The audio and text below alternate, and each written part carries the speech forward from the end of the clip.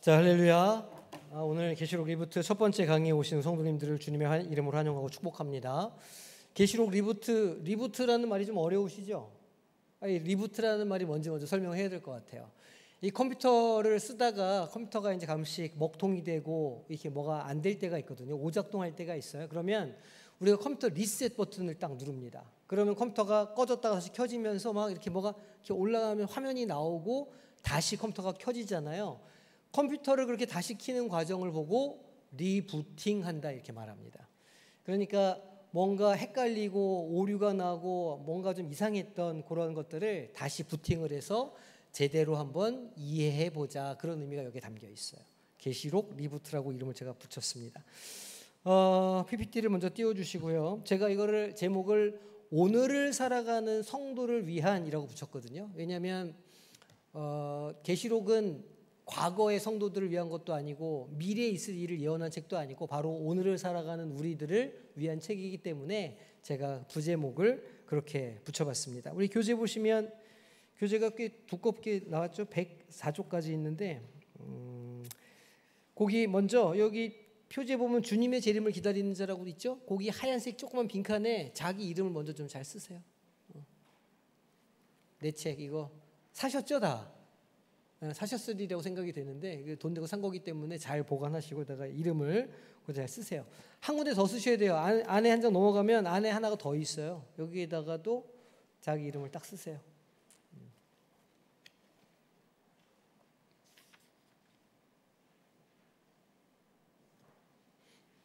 그리고 이제 101쪽에 가보면 수강 확인하는 난이 있는데 거기도 이름이 있거든요. 101쪽 쭉 넘어가 보세요. 101쪽에 101쪽 넘어가면 거기 수강 확인이 있는데 거기 수강 확인에도 이름을 미리 써 놓으시면 좋겠어요. 101쪽에. 그리고 거기다가 재단선을 이번에 친절하게 넣어 놨습니다. 그래서 다음에 여기 다 듣고 내실 때는 그 재단선 따라서 쪽 찢으면 짝 찢어지게 업그레이드를 좀 했어요. 점점 좋아져야 되니까요. 네. 자, 그리고 또 있으셨으면 다시 앞으로 오셔가지고 우리 이쪽에 들어가는 말 제가 한번 읽어보겠습니다. 자, 미래에 대한 불확실성이 짙을수록 우리의 마음은 두려움과 망설임으로 가득하게 됩니다. 그래서 그런 시대일수록 미혹하는 영들이 더욱 성도들의 마음을 혼란하게 만듭니다.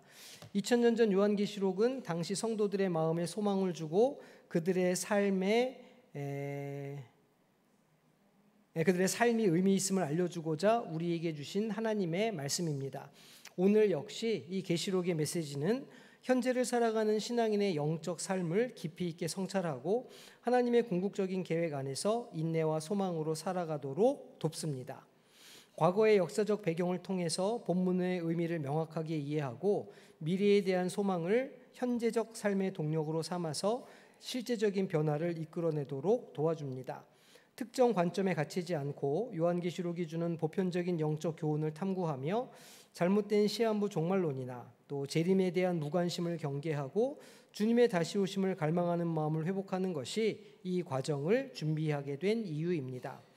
요한계시록은 서사 구조를 가진 책으로 중요한 내용을 점진적으로 밝혀나갑니다. 따라서 어느 한 부분만 따로 읽으면 오해하기 쉬우므로 처음부터 끝까지 통독하며 전체적인 흐름을 파악하는 것이 중요합니다. 이 강의는 이러한 서사적 흐름을 따라 각 장의 메시지가 전체 이야기 속에서 어떻게 연결되는지에 대한 이해를 돕고자 합니다. 요한계시록은 박해받던 초대교회 성도들을 위로하고 격려하기 위해 쓰인 희망의 편지이며 현실 도피가 아닌 장차 오실 예수님에 대한 소망으로 현재의 고난을 이겨낼 용기를 주기 위해 기록되었음을 기억해야 합니다. 이 과정을 통해 오늘 우리 삶에 역사하시고 견인하시는 하나님의 은혜를 확신하게 되기를 소망합니다. 그렇게 되길 소망합니다. 말이 좀 어렵죠?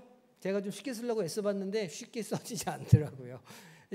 제가 이거를 쉽게 쓰지 못했다는 건 저도 이거를 잘 소화하지 못했다, 이런 의미가 되기도 할 것 같은데 같이 공부해 가면서 더 이렇게 우리가 좀 잘 이거를 깨달았으면 좋겠다는 생각이 듭니다. 제가 이제 우리 묵시록 강의하면서 몇 가지 이 계시록을 보는 관점에 대해서 설명했던 게 기억이 나시죠? 이제 첫 번째는 관념주의라 그래가지고 이 요한계시록을 그냥 상징적인 언어로만 보는 거예요. 그래서 이 미래에 일어날 일이 아니고 이 매일매일 살아가는 성도들의 삶에 일어나는 일들을 상징적으로 그렇게 표현해 놓은 거다. 그렇게 읽어내는 게 이제 관념주의적인 해석이다. 이제 이런 얘기를 드렸었고, 그 다음에 미래주의 해석에 대해서도 말씀드렸어요. 미래주의는 여기 있는 기록들이 장차 다 이루어진다. 이렇게 말씀을 드렸잖아요. 그래서 앞으로 일어날 일들을 기록한 것이기 때문에 여기 있는 상징들을 잘 보고 있으면 뭐 666이랄지 적그리스도랄지 용이랄지 이세벨이랄지 하는 것들이 우리 역사에 실제로 나타나는 어떤 인물들이나 역사적인 사건일 것이다. 이렇게 보는 게 이제 미래주의다. 이제 이렇게 얘기했었고, 그 다음에 얘기했던 게 역사주의였어요. 역사주의는 과거에 1세기에 이미 다 일어난 사건들 끝이다. 이제 예수님만 오시면 된다라는 게 역사주의였어요. 기억나시죠?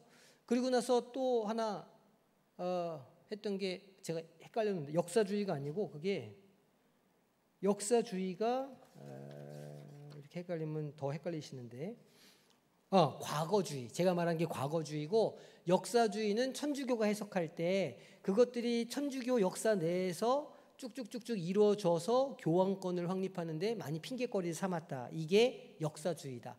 과거에 일어나서 끝난 일이다는 과거주의. 이렇게 이제 네 가지로 설명을 했었어요. 그리고 나서 우리가 이제 이거를 볼 때 어떻게 봐야 되느냐?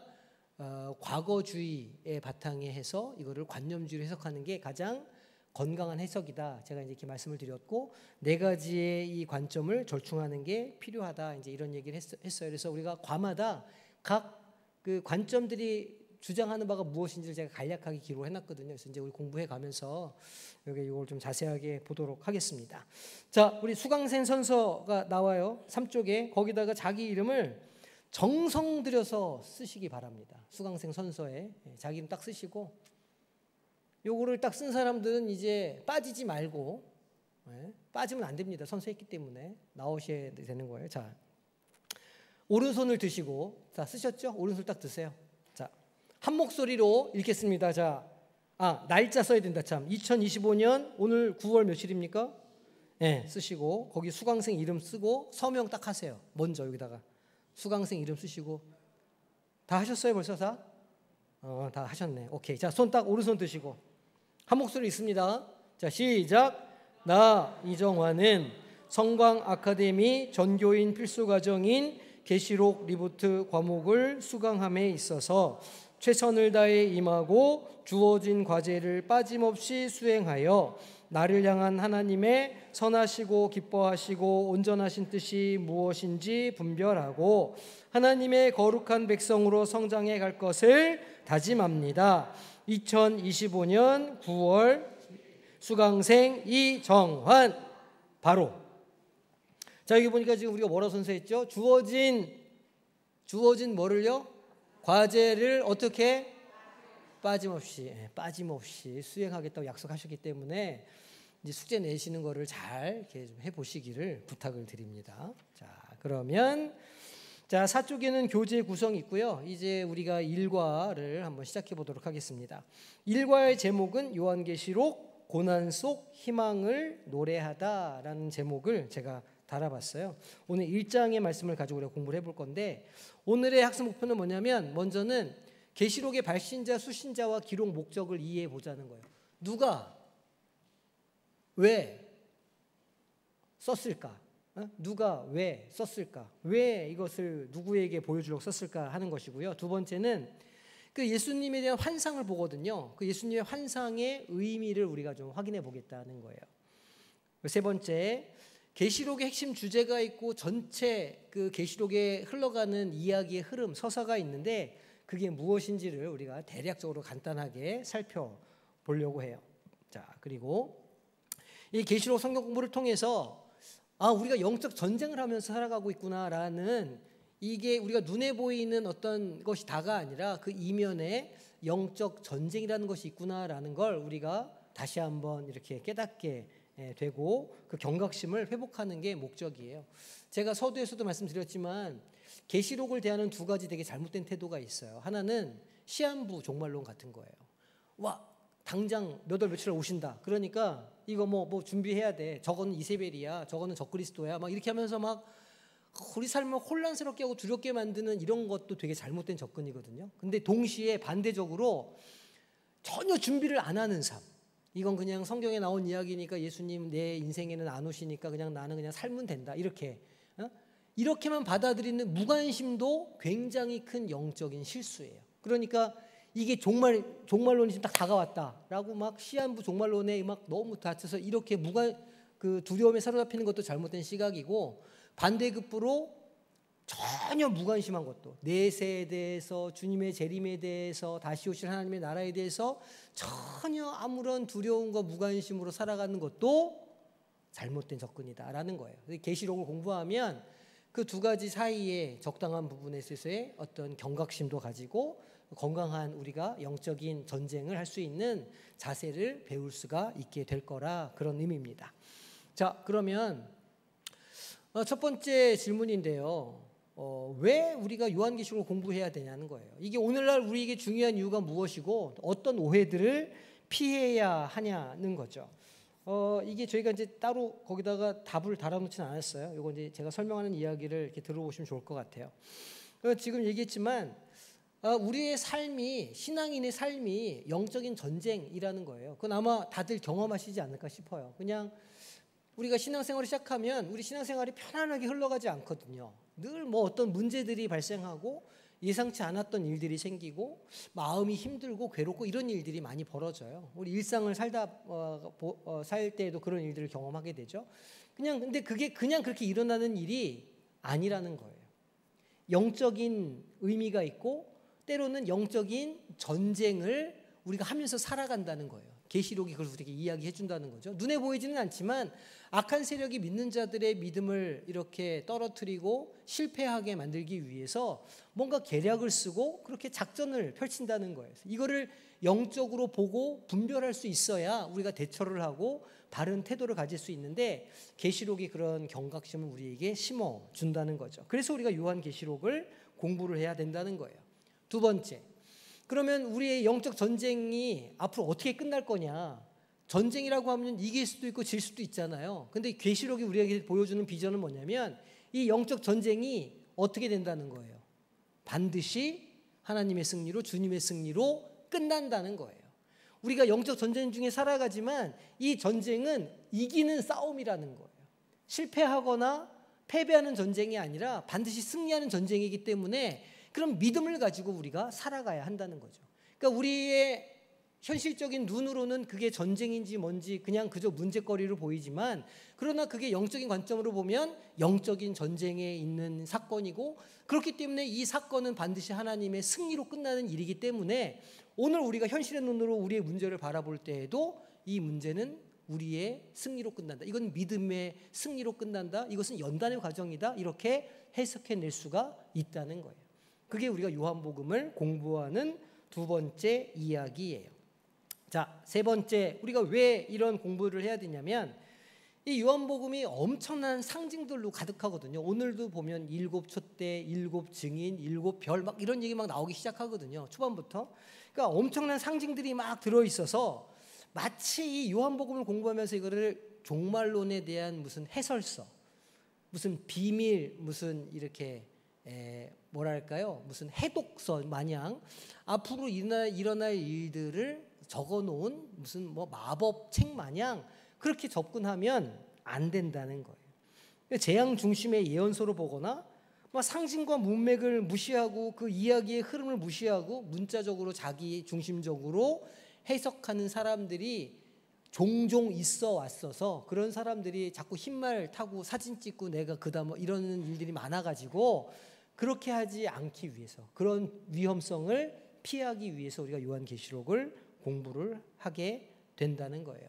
제가 나중에 이제 때가 되면 보여드리겠지만 그 유명한 이단들이 있지 않습니까? 통일교 문선명 씨도 있고 또 JMS 정명석도 있고 신천지 이만희도 있고, 재밌는 게 다 똑같은 사진을 찍어요.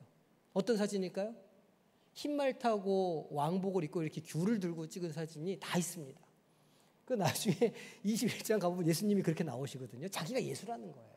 그러면서 똑같은 사진을 세서 찍었으니까 뭐 우리나라에만 지금 따져보면 지금 우리나라에만 그 재림 예수가 48명인가 된대요. 놀라운 일 아닙니까? 그 사람들 다 흰말 구해가지고 그거 찍거든요. 그 귤 들고 사진 찍어요. 얼마나 우스운 일이에요.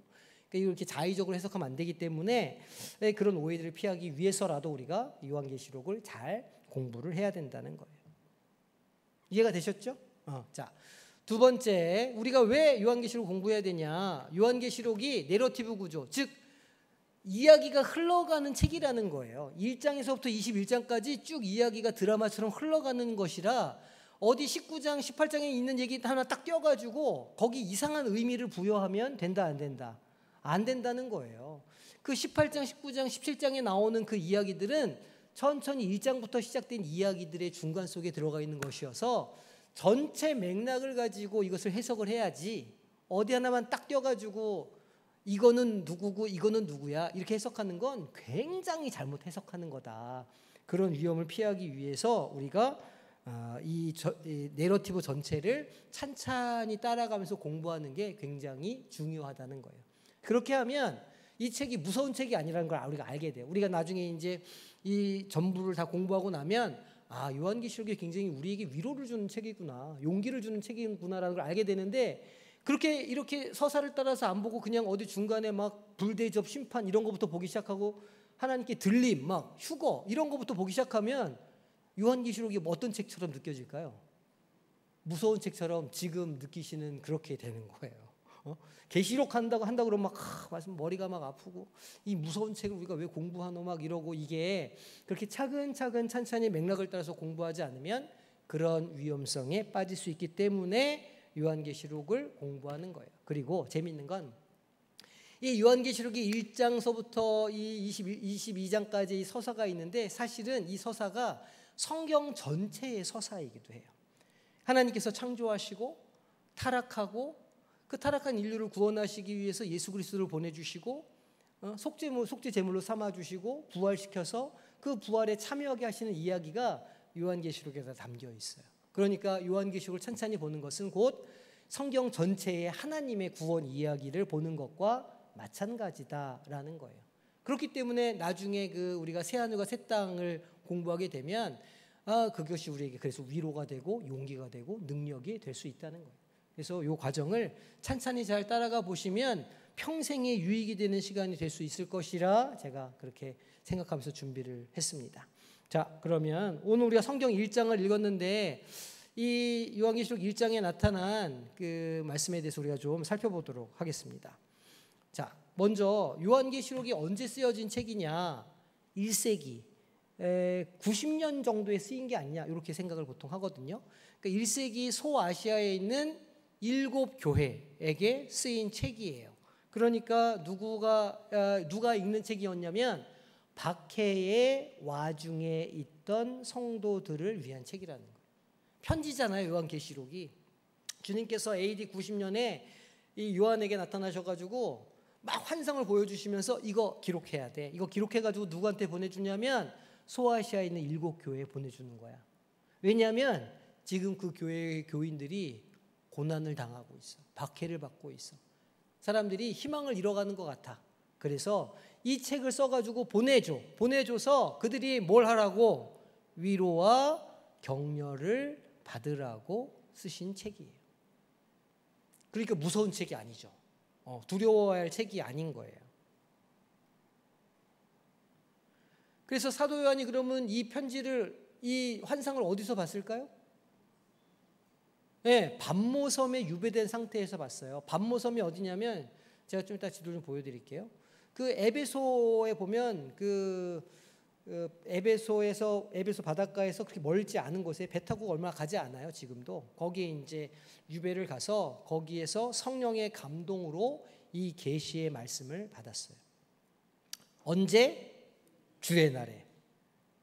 주의 날에 받았다 그러니까 역사적으로 되게 이제 왜 주의 날이 하필이면 이제 이런 논란이 많았다고 그래요. 그래서 제가 좀 찾아보니까 첫 번째 주의 날은 언제냐면 주일을 의미하는 거다. 주님께서 부활하신 날. 우리가 지금 말하는 주일, 우리가 말하는 주님의 날, 주의 날을 말하는 것이다. 이제 이런 의견이 있고 두 번째 의견을 보니까 그게 아니고 이 주의 날은 이 하나님의 권능의 날을 의미하는 거다. 그러니까 이제 심판의 날을 의미하는 거다. 심판이 시작되는 것을 의미하기 때문에 그래서 심판의 날을 말하는 것이다. 이제 이런 의견이 있습니다. 그리고 소수 의견으로는 그 안식일을 말하는 거다. 주의 날이 안식일을 말하는 거다. 토요일을 말하는 거다. 이제 이런 의견도 있어요. 어쨌든 주의 날에 이 주님의 말씀을 이제 받게 되었다는 거예요. 자, 여기에 보면 반모섬이에요. 에베소 옆에 반모섬이 있죠.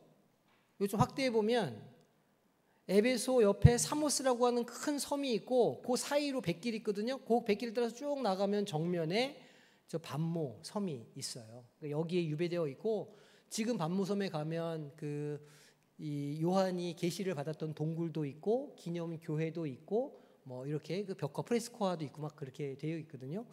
나중에 우리가 또 저기를 갈 수 있게 될지는 모르겠지만 어쨌든 이렇게 반모섬이 거기 위치하고 있어요. 그래서 반모섬에서 보면 이 에베소는 아니지만 그 육지가 보이고 가까우니까 보여요. 몇 킬로 안 떨어져 있으니까 보이고 아주 지척에 있는 곳이다. 그래서 이 요한이 에베소에서 사역을 했었잖아요. 에베소에서 목사님으로 계셨는데 이제 탄압을 받아 핍박을 받아가지고 반모섬으로 이끌려가서 2년 정도 1년 반 정도 계시면서 환상을 받고 늘 에베소를 바라보면서 안타까운 마음을 가지고 썼을 거예요. 바로 지척에 에베소 교회가 있고 에베소 교회에서 핍박이 있고 거기에 도미티아누스 황제 신전이 있었잖아요. 뭐 핍박을 당하고 자기의 그 교회의 성도들이 죽어나가는 상황에서 이걸 썼으니까 얼마나 그 하나님의 말씀을 받을 때 요한의 마음이 절절했을까 생각이 돼요. 지척이 있지만 가지는 못하고 그곳에 있는 자기 교회 성도들이 핍박을 받고 있고 하나님께서 그들을 향한 말씀을 주시는데 그 말씀을 받으면서 그것을 기록해 나갈 때 요한의 마음이 어땠을까. 그래서 그 요한의 마음을 조금 우리가 상상하면서 이걸 읽어 나가면 굉장히 그 위로가 되는 말씀들이 여기서 많이 우리가 발견할 수 있습니다. 자, 그리고 그 무엇을 받느냐? 7 금촛대 사이에서 무엇과 같은 것을 봤을까요? 예, 인자 같은 환상을 본 거예요. 인자가 어디 나왔죠? 인자 묵시문학 할 때 우리 어디서 만났어요? 다니엘서에서 봤잖아요. 다니엘서에서 나오는 인자는 사람의 아들 뜻하는 게 아니거든요. 거기서 말하는 인자는 하나님의 아들 메시아를 상징하는 것이었거든요. 그 인자라고 하는 그 메시아를 그대로 그 용어를 가지고 와서 지금 요한이 사용하고 있는 거예요. 7 금촛대는 뭘 상징하는 것 같으세요? 나오죠. 7 금촛대는 소아시아의 7 교회를 말하는 거예요. 에서버두 서빌라 이렇게 외우시면 되는데 7 교회를 상징해요. 그런데 그의 모습을 보면 과거 갈릴리에서의 초라한 모습, 내가 머리 둘 곳도 없다, 나는 노숙하는 처지야 이렇게 말씀하시고 그 다음에 왕처럼 예루살렘 앞에 이렇게 입성하시긴 하셨지만 결국은 십자가에 달려서 완전한 죄인의 모습으로 이렇게 죽으셨잖아요. 근데 그런 초라한 모습이 아닌 흰 머리털, 불꽃 같은 눈, 빛나는 주석 같은 발, 하늘과 땅을 다스리는 왕이자 위엄 있는 심판주의 모습으로 이 요한에게 나타나시는 거예요. 그러니까 요한은 부활하신 주님을 만났죠. 부활하신 주님을 만났잖아요, 요한이. 예수님이 부활하셨을 때 그 다락방에 모여서 도망가 있을 때 온 사방의 문을 닫고 숨어 있을 때 주님 안에서 거기서 나타나셔서 도마에게 그 손과 발을 다 보여주셨어요. 그때도 흰 옷을 입으시고 이렇게 하긴 했지만 영광스러운 모습은 아니셨거든요, 그때는. 근데 이제 이 요한을 이 반모섬에 만나실 때에는 영광스러운 모습으로 하나님을 만나셨다는 거예요. 이 묘사를 이렇게 살펴보면 가슴에, 오늘 말씀을 보니까 가슴에 금패를 달았다는 말씀이 나오거든요. 가슴에 금패를 이렇게 달고 있어요. 그거 우리가 레위기 하면서 뭔가 봤던 생각 안 나십니까? 가슴에 제사장들이 뭘 달아요? 흉패를 달잖아요. 약간 그거랑 맥락이 다 있어요. 그러니까 예수님이 가슴에 금패를 달았다는 건 예수님의 어떤 역할을 강조하는 걸까요? 보는 걸까요? 예, 예수님의 제사장 되시는, 대제사장 되시는 예수님을 상징하는 표현이라. 이 땅에서 레위인들은 무슨 뭐 홍옥이니 뭐니 이런 보석으로 장식된 흉패를 알고 있었지만 하늘에 올라가신 하늘의 왕 되신 예수님은 그 가슴에 금패로, 온전히 금으로 만들어진 패를 달고 제사장으로 우리에게 오신다라는 걸 보여주고 있는 거예요. 자, 그리고 이 영광스러운 예수님의 모습은 뭐 하는 성도들에게, 무슨 상황에 있는 성도들에게? 고난받는 성도들에게. 누구에게 고난을 받고 있어요? 이 시절에, 이 AD 65년 이후로 65년, 75년, 85년, 95년, 100년이 넘어가는 그 한 120년까지의 그 시기에 누구로부터 핍박을 받았을까요? 이 초대교인들이 로마 제국에 핍박을 받았어요. 그러니까 로마가 이전까지는 황제가 다스리던 나라가 아니었어요. 로마가 공화정, 그러니까 민주주의 체제를 가진 국가였거든요. 근데 이제 이 폼페이우스나 우리가 잘 알고 있는 시저가 삼두 정치, 이렇게 세 명이서 짬짬이를 해가지고 권력을 먹으려고 이렇게 짬짬이를 해서 삼두 정치가 지나면서 황제 정이 돼요. 그래서 첫 번째 황제가 누구였냐면 시저는 암살을 당하고 그 옥타비아누스가 어거스틴이 돼서 첫 번째 황제가 되고, 어거스틴이 황제가 된 그때로부터 이제 그 제국의 통치 이념으로 황제 숭배가 시작되는 거예요. 그게 이제 한 AD 한 30년 정도, 25년 정도 이렇게 보거든요. 그리고 이제 그런 시절이 되면서부터 핍박이 막 점점 심해져 가지고 네로 지나서 이제 도미티아누스에 가면 핍박이 너무너무 심해지거든요. 그러니까 이 90년 요 시절의 핍박은요 상상할 수가 없는 정도였어요. 그러니까 소아시아에 교회가 7개가 있었지만 그 7개의 교회들이 정말 다 어디로 들어갔어요? 지상에 있지 못하고 다 땅을 파고 들어가고 동굴로 들어갈 수밖에 없었던 상황인 거예요.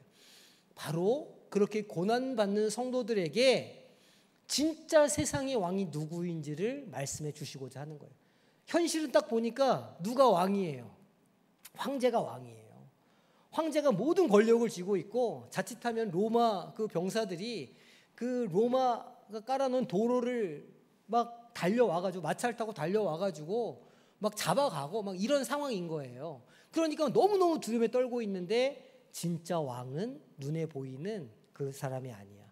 이건 영적 전쟁이야. 진짜 왕은 누구라고요?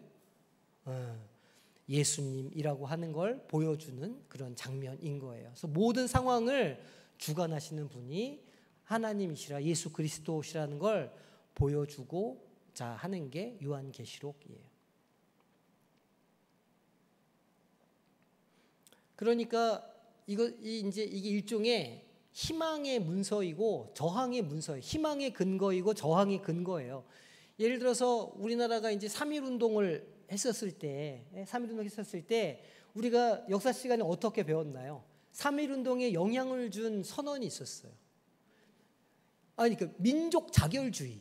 민족 자결주의가 있어가지고 우리가 3.1 운동을 했다는 거 아니에요? 그러니까 3.1 운동을 할 수 있는 근거가 있었던 거예요. 자기 민족의 운명은 자기 스스로 개척해라 라고 하는 근거가 딱 있으니까 우리나라에서 의식 있는 사람들이 그래, 우리는 우리 스스로의 힘으로 독립하는 거야. 그래가지고 3.1 운동으로 이어졌다라고 그렇게 보통 이야기들을 하는 것처럼 고난의 시대를 살아가는 사람들에게요, 그 고난을 이겨낼 수 있는 근거가 있어야 되는 거예요. 마냥 아무것도 없이 그 고난을 이겨낼 수는 없잖아요. 그러려면, 고난을 이겨내려면 뭐가 있어야 될까요? 소망이 있어야 돼요. 어떤 소망? 이 고난이 끝난다. 이 고통이 반드시 끝난다. 이 억울함이 반드시 해소된다라고 하는 소망이 있어야 오늘의 고난을 견딜 거 아니에요. 그 고난의 근거가 되게 하기 위해서 요한계시록을 주셨다는 거예요. 진짜 왕은 누구다? 예수 그리스도시다. 지금 있는 전쟁은 영적 전쟁이다. 이 영적 전쟁은 반드시 주님의 승리로 끝난다. 그러니 오늘을 인내함으로 참자, 견디자, 끝까지 달려가자. 이게 요한계시록을 쓴 목적이라는 거예요. 그러니까 요한계시록을 무섭게 쓰면 되겠어요, 안 되겠어요? 소망을 주는 책인데 이걸 무섭게 쓰면 안 되잖아요. 무서운 책이 아니라는 걸 보시면 되겠어요. 자, 그러면 이 1장에 대해서 4가지 관점을 좀 보겠습니다. 먼저 관념주의인데, 관념주의는 요한복음을 다 상징으로 해석하는 거예요. 그러니까 그리스도에 대한 환상은 오늘 살아가는 우리 성도들에게, 고난을 당하는 성도들에게, 우리 다 고난을 당하면서 살잖아요. 이런저런 고난을 당하면서 살아가는 성도들에게 인내와 소망을 주는 영적 위로와 도전을 주는 거다. 오늘 이 장면도 그런 의미로 하나님께서 주신 말씀이다. 이렇게 해석하는 거예요. 그래서 영적인 관점으로, 천상의 관점으로 오늘의 삶을 바라보는 영적인 시야를 가지라는 거예요. 그 막 오늘 나에게 있는 어떤 세상적인 그런 어려운 문제들이 있는데 그거 그냥 세상의 눈으로 보는 게 아니고 이거 내가 가난해서 내가 힘이 없어서 내가 부족해서 그런 게 아니고 이걸 영적인 관점으로 하나님이 이 일을 통해서 나를 단련시키시는구나. 하나님이 이 일을 통해서 나에게 말씀하시는구나. 하나님께서 이런 일을 통해서 이 교회의 음성을 들려주시는구나. 이렇게 해석하고 그렇게 믿음을 가지고 그 음성을 쫓아 살아가도록 하기 위해서 썼다는 거예요. 이게 관념주의적인 해석이에요. 그러면 과거주의는 이미 1세기 때 끝난 거라 그런 해석이라 말씀드렸죠. 요 과거주의를 보면 인자 같은 이의 환상은, 예수님의 환상은 당시 로마 누구의 황제의 신격화된 권세와 대비되는 예수님의 절대적인 주권과 통치력을 보여주는 상징이라는 거예요. 지금 아까 제가 설명했던 거죠. 그래서 소아시아 교회를 격려하기 위한 목적으로 쓰인 책이다는 거예요. 이게 이제 과거주의 해석이죠. 우리는 어떤 걸 지향한다고요? 과거주의를 바탕으로 관념주의적인 해석을 할 거다는 게 이제 이게. 그러면 미래주의 해석도 있겠죠? 이 책이 먼 미래를 언급하는 책인데 미래에 이루어질 일인데 사실은 그 내용을 볼 때도 첫 독자였던 일곱 교회와 연관해서 읽어야 된다는 거예요. 일곱 교회가 다 상징이기 때문에 어쨌든 초대교회 일곱 교회의 상황을 알아야 미래주의적인 관점으로도 해석할 수 있다 이렇게 이제 보는 거예요. 그래서 예수님의 재림과 궁극적인 승리는 장차 있을 고난과 환난의 시대를 당할 때 확실한 소망을 갖게 하기 위한 거다라는 거예요. 그래서 종합적으로 얘기를 해보면 계시록은 우리에게 영적 전쟁을 인내로 싸워나가도록 용기와 희망을 주고 있다는 거죠. 우리에게 어떤 소망이 있어요? 반드시 하나님이 끝내는 승리하신다. 하나님의 궁극적인 승리를 확신하면서 이제 오늘 좀 힘들어요. 오늘 뭐가 답답해. 오늘 좀 해결 불가능한 문제가 있어. 내 삶에. 그래도 이것이 끝나고 하나님의 역사 가운데 역전될 날이 온다라고 하는 미래에 뭘 가지고요? 소망을 가지고 언제 살아간다고 우리가 믿음을 가지고. 그렇죠. 현재의 삶을 살아가라는 거예요. 그래서 이 몰트만이라고 하는 그 유명하신 학자, 저한테 이제 영향을 많이 미치신 신학자인데 이 몰트만이 희망의 신학이라는 이 사람의 신학을 그렇게 표현하거든요. 이분은 뭐라고 그러냐면 이런 관점에서 미래에 재림하실 예수님께서 미래에 이미 승리하신 예수님께서 우리를 향해 달려오고 계신다 이렇게 표현해요. 우리를 그냥 여기 내버려 두시는 게 아니라 미래에서 우리를 향해 달려오신대요. 우리에게 무엇을 주시려고? 마지막 승리를 주시려고. 그래서 오늘의 고난을 이겨내야 된다라고 몰트만이 이야기하거든요. 그래서 몰트만의 신학을 희망의 신학이라 이렇게 말하는데 이 요한복음이 보여주는 관점과 거의 같다라고 할 수 있어요. 그러니까 우리가 오늘을 살아내는 힘은 어디에서 오는 거예요? 미래에서 오는 거예요. 어떤 미래? 하나님의 승리를 믿는 믿음에서 오는 거예요. 그러니까 믿음이 없이는 우리는 오늘을 살아낼 수가 없다. 믿음이 없이는 하나님을 기쁘시게 할 수도 없다. 그래서 믿음이 너무너무 중요한 거예요. 믿음을 잃으시면 안 되는 거죠. 나의 삶은 하나님께 속해 있다. 내 인생은 하나님의 손에 들린 바 되고 하나님께서 때가 되면 역전시키시고 반드시 우리에게 놀라운 소망을 이루어 주실 거다. 이 믿음 가지고 언제를 산다고요? 오늘을 산다. 너무너무 중요해요. 그럼 신천지가 이걸 어떻게 해석했느냐? 신천지는요 반드시 속히 될 일이나 구름 타고 오신다 이런 거를요 2000년 뒤니까 예수님 2000년 전이잖아요. 2000년 뒤 흘렀잖아요. 그러니까 지금 이맘 언제쯤에 19세기 말 20세기 21세기 어때쯤에 실제로 예수님이 시간적으로 오신다는 거예요. 오시는데 그게 지금 누구라는 거예요? 재림 예수가. 뭐 우리가 알고 있는 그 사람들이라는 거예요. 그렇게 해석하는 거예요. 그렇게 하고 그리고 이제 여기에서 그런 일들을 하는 사람들을 사도 요한이라고 그렇게 해석하는 사람들을 사도 요한이 이렇게 지네들 마음대로 1대1 이렇게 막 상징을 마음대로 해석해서 그렇게 사용을 하죠. 당연히 성경적인 근거가 없고 성경 요한계시록의 본래 의도를 심각하게 훼손하는 것이라고 보면 되겠어요.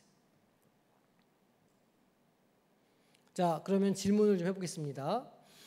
우리가 본 것처럼 요한이 계시를 받은 장소와 시간이 언제였다고요? 요한은 하나님의 말씀과 예수님의 증거 때문에 무슨 섬? 네, 반모섬에 있었고 언제? 주의 날에 누구에게 감동이 되었을까요? 그렇죠. 성령에 감동되어서 계시를 받았어요.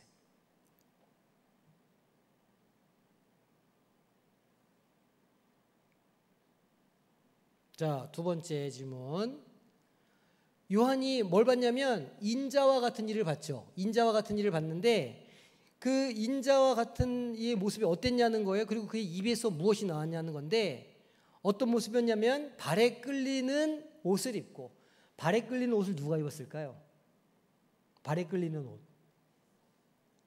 황제들이 입었어요. 귀족들. 이 아주 잘 사는 황제들이 발에 끌리는 옷을 입었어요.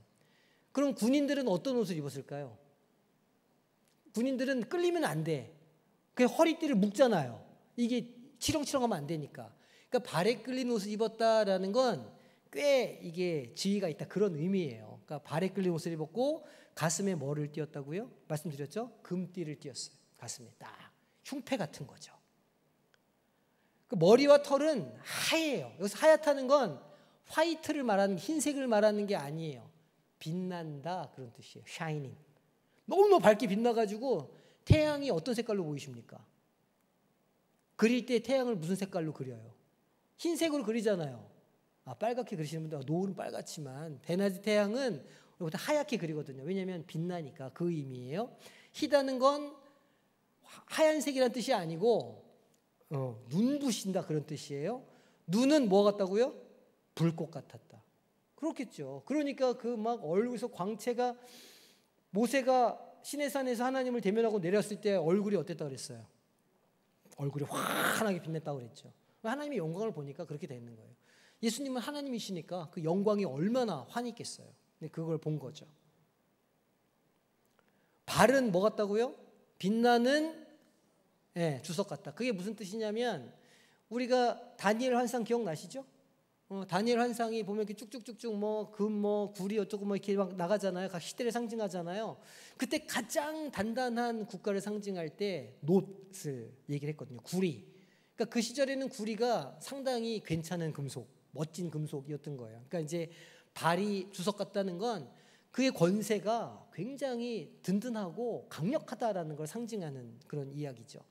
그 음성은 어땠다고 그래요? 음성은 많은 물소리 같다. 얘기 많이 들어보셨죠? 음성은 많은 물소리 같대요. 많은 물소리를 어디서 들어보셨을까요? 우리가 실제로 들어보는 때가 있거든요. 많은 물소리를. 언제 들어보셨습니까? 이거를 가장 잘 상징하는 건 폭포. 제가 예전에 나이아가라를 한번 가본 적이 있거든요. 나이아가라 이거 아니고 진짜 나이아가라. 캐나다와 미국 그 접경에 있는 소리가요. 폭포 소리가 어마어마합니다. 그냥 와 이런 소리가 아니고 그 자연이 주는 그 사람 기가 질리게 하는 소리가 있어요. 예를 들어서 천둥 번개 가까이서 치면 이 심장을 울리는 소리가 들리잖아요. 근데 진짜 그 폭포 소리가요 심장을 울려요. 얼마나 그게 그 중저음이 이 밑에서부터 부글부글하면서 소리가 올라오는지 막 가슴이 쿵쾅쿵쾅 거릴 정도의 주파수를 내거든요.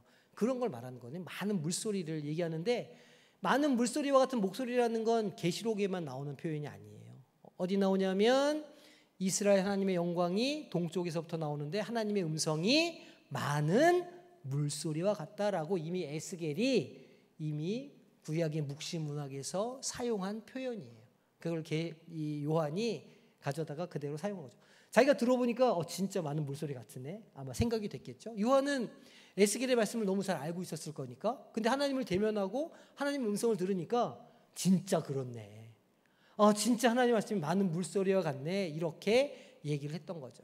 그러니까 많은 물소리는 거부할 수 없는 위대한 음성이라는 의미도 있고, 또 한 가지는 이 많은 물소리를 제가 어디서 들었냐면 2002년 월드컵 때 시청에 그 단체 응원을 갔는데요.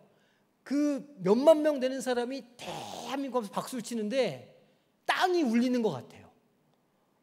그때 뭐 거기는 안 계셨겠지만, 시청에는 안 계셨겠지만 서면이랑 다 여기가 계신 줄로 제가 압니다.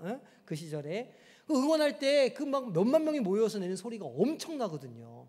그러니까 그 모여가지고 하나님을 찬양하는 사람들의 소리가, 천군 천사들이 14만 4천 명이 모여서 하나님을 똑같은 음성으로 찬양할 때 얼마나 그 소리가 웅장했겠어요. 그것을 상징하기도 한다.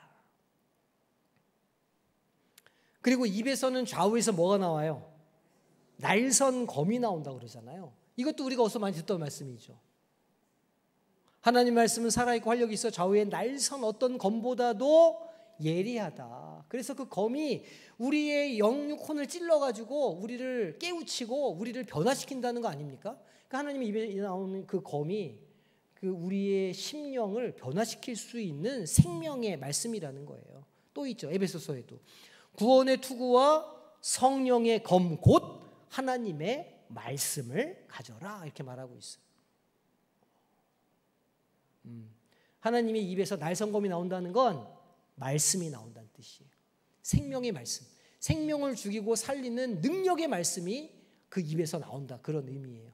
진짜 칼이 나온다고 오해하시면 안 돼요. 하나님이 다 말씀하실 때 칼이 막 쫙 나와가지고 막 사람들을 막 찌르고 막 죽이고 막 이렇게 그런 상상을 하시면 안 됩니다. 전혀 그런 의미가 아닙니다.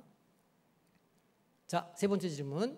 계시록이 기록될 당시에 이것을 읽는 첫 번째 독자들, 그러니까 그 7 교회에 있었던 독자들이 처한 시대적인 상황이 어땠냐는 거예요. 독자들은 로마 제국의 황제 숭배 강요, 되게 중요해요. 황제 숭배를 강요당했구나 이들이. 그리고 우상 숭배 문화, 사실은 같은 거죠. 황제 숭배와 우상 숭배가 같은 거예요.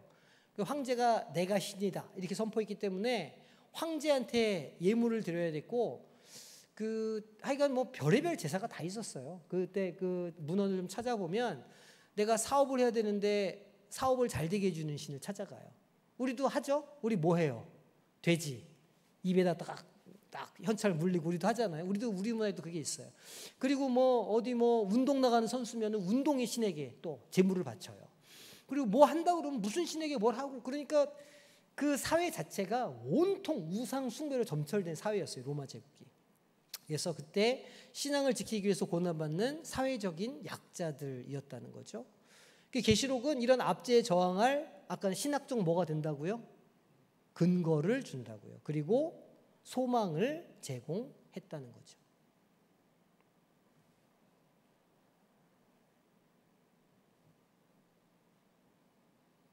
자, 4번 질문이에요. 영광스러운 예수님의 모습이 고난받는 성도들에게 어떤 의미를 줄까? 요한이 자기의 지금 그 교회 성도들이 또 그 수많은 그 자기의 동지들이 세웠던 교회가 막 핍박을 당하는 그런 와중에 요한이 먼저 예수님의 모습을 본 거 아니에요? 영광스러운 예수님의 모습을 본 거 아니에요? 요한이 먼저 위로를 받았을 거예요. 어떤 면에서 위로를 받았고 그 위로가 어떻게 전해졌겠느냐는 거예요. 자기들이 믿고 따르는 주님이 죽어서 승천하신 그 주님이 세상 어떤 권세보다 위대하고 강하신 분이다 라는 걸 본 거예요. 그 이상을. 지금은 비록 로마 황제의 그 지배 아래에 있지만, 그러나 언젠가 그 로마 황제는 하나님으로부터 정죄당할 것이고 역사의 최종 심판자는 주님이시다라는 걸 환상을 통해서 봤을 거예요. 소망을 갖게 됐겠죠. 이것은 그들의 무엇이 오늘의 경험하고 있는 뭐가요? 고난이 헛된 것이 아니라, 내게 고난이 뭐라고요? 내게 고난이 유익이라. 헛된 것이 아니며 결국 주님께서 승리하게 하실 것이라는 확신을 그 모습을 통해서 볼 수 있었다는 거예요. 이 1장 처음에 본 예수님의 그 모습이 결국은 22장에 가면 그 영원한 새하늘과 새 땅의 어린 양 보좌의 환상으로 확대 이렇게 돼서 보여져요. 참 멋진 모습이죠. 그 지금 고난 가운데 소망을 주셨던 그 예수님의 모습이 22장까지 쭉 진행이 되고 나면 온 열방을 통치하시는 어린 양 백보자의 환상으로 이렇게 딱 보여지거든요. 나중까지 우리가 살펴보도록 하겠습니다.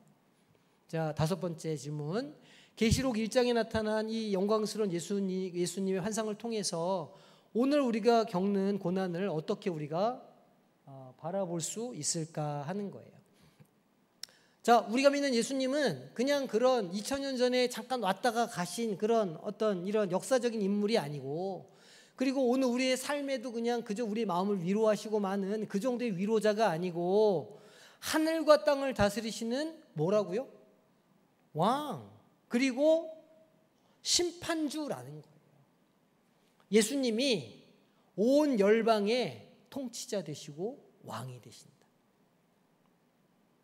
그러니까 우리가 이 믿음을 가지고 살아야 되는 거죠.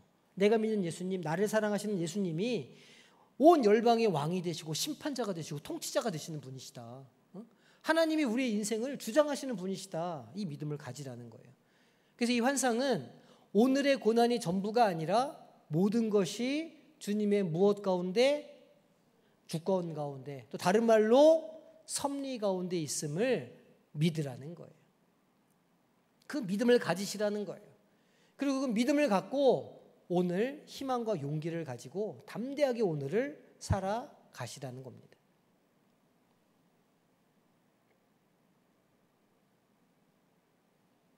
자, 마지막 질문이에요. 자, 하나님을 향한 경외심을 회복하는 것이 오늘날 우리 신앙이 왜 중요할까?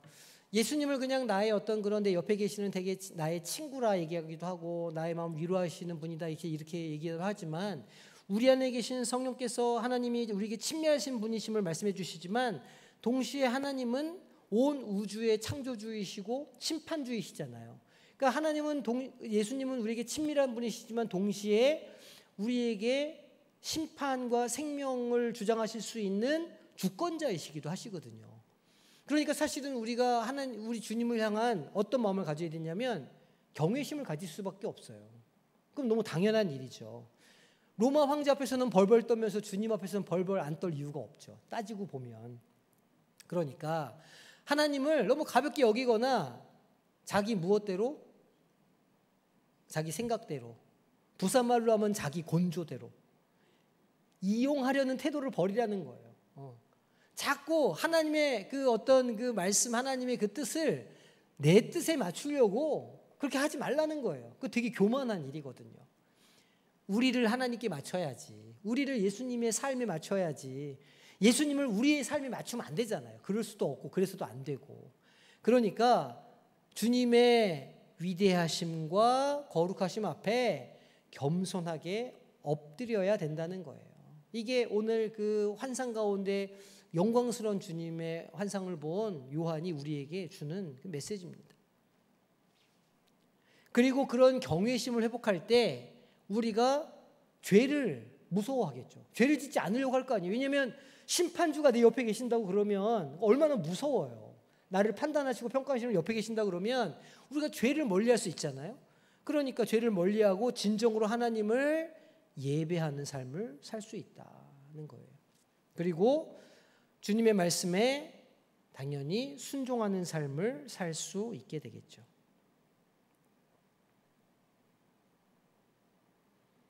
뭐 주일날 예배 드리는 거 예배 드려도 되고 안 드려도 되고 뭐 여기서도 편하게 드려도 되고 뭐 때로는 집에서 유튜브로 예배 드리면서 소파에 이렇게 편하게 그냥 이렇게 드릴 수도 있는 거지. 그럴 수도 있죠. 그런데 주님이 어떤 분이신지를 우리가 분명하게 깨닫게 되면, 그 백보자 심판 보좌 위에 계신 어린 양이 예수님이라는 걸 분명히 깨닫게 되면 우리는 하나님 앞에 그냥 그렇게 예배할 수 없게 되는 거예요. 자, 요점을 정리해 보겠습니다. 계시록은 무엇을 받는? 고난당하는 박해받는 성도들을 위한 위로와 격려의 편지다. 이걸 기억하시면 되겠어요. 두 번째, 고난 속에서 나타난 영광스러운 누구의 모습? 우리 주 예수 그리스도의 모습은 우리에게 희망과 용기를 주는 모습이라는 거죠.